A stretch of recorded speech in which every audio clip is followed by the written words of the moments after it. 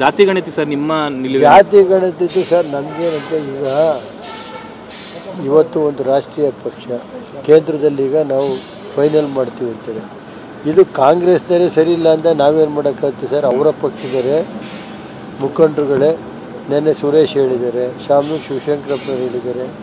ಸರಿ ಇಲ್ಲ ಅಂತಾಗ ಯಾಕೆ ಎಕ್ಸಾಮಿನ್ ಮಾಡಬಾರ್ದು ಅಂತ ನನ್ನ ಭಾವನೆ. ಎಕ್ಸಾಮಿನ್ ಮಾಡ್ಬೇಕು ಸರ್ಕಾರ ಅಂತ.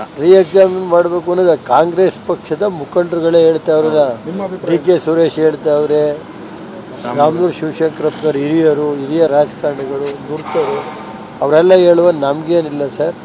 ಇವತ್ತು ಈ ರಾಜ್ಯದಲ್ಲಿ ಎಲ್ಲ ಸಮಾಜಕ್ಕೆ ಅಧಿಕಾರ ಕೊಡುವಂಥ ಏನಾದ್ರು ಇದ್ದಿದ್ರೆ ಅದು ರಾಷ್ಟ್ರೀಯ ಅಧ್ಯಕ್ಷ ಅಂತ ದೇವೇಗೌಡರು ಬರೋವರಿಗೆ ಎಲ್ಲಿಟ್ಟಿರ್ರಿ?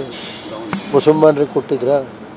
ಇಡೀ ರಾಷ್ಟ್ರದಲ್ಲಿ ಎಲ್ಲೂ ಕೊಡದಲ್ಲೇ ಕರ್ನಾಟಕದಲ್ಲಿ ದೇವೇಗೌಡರು 5% ರಿಸರ್ವೇಷನ್ ಕೊಟ್ಟರು ಮುಸಲ್ಮಾನರಿಗೆ. 70 ವರ್ಷದ ಕಾಂಗ್ರೆಸ್ ಕೊಡ್ತಾ? ಅದೇ ರೀತಿ 18% ಬ್ಯಾಕ್ವರ್ಡ್ಸಿಗೆ ಕೊಟ್ಟಿದ್ದು ಯಾರು? ಹಿಂದೆ ಜಿಲ್ಲಾ ಪಂಚಾಯತ್ ತಾಲೂಕು ಪಂಚಾಯತ್ ಸಮಿತಿ ನಿಲ್ಲೋಕ್ಕೆ ಅವಕಾಶ ಇತ್ತು. ರಾಜ್ಯದಲ್ಲಿ ಜಿಲ್ಲಾ ಪಂಚಾಯತಿ ತಾಲೂಕು ಪಂಚಾಯತ್ ಸಮಿತಿ ರಿಸರ್ವೇಷನ್ ಇದ್ದಲೇ ಇದ್ದಾಲೆ ದೇವೇಗೌಡರು ಈ ರಾಜ್ಯದಲ್ಲಿ ಹಾಸನಲ್ಲಿ ಒಬ್ಬ ಪರಿಶಿಷ್ಟ ಸಮಾಜದವ್ರನ್ನ ಜಿಲ್ಲಾ ಪಂಚಾಯತ್ ಅಧ್ಯಕ್ಷ ಮಾಡಿದ್ದಾರೆ. ಅದೇ ರೀತಿ ಇವತ್ತು ಚಿಕ್ಕಮಗಳೂರಿನಲ್ಲಿ ಒಬ್ಬ ಕುರುಬ ಸಮಾಜದವ್ರನ್ನ ಕೃಷ್ಣಮೂರ್ತಿಯವ್ರನ್ನ ಜಿಲ್ಲಾ ಪಂಚಾಯತ್ ಅಧ್ಯಕ್ಷ ಮಾಡಿ ಉದಾಹರಣೆ ತೋರಿಸ್ಕೊಟ್ಟವ್ರೆ. ಅಲ್ಲಿವರೆಗೆ ಏನು ಮಾಡ್ತಾ ಇತ್ತಪ್ಪ ಕಾಂಗ್ರೆಸ್ಸು?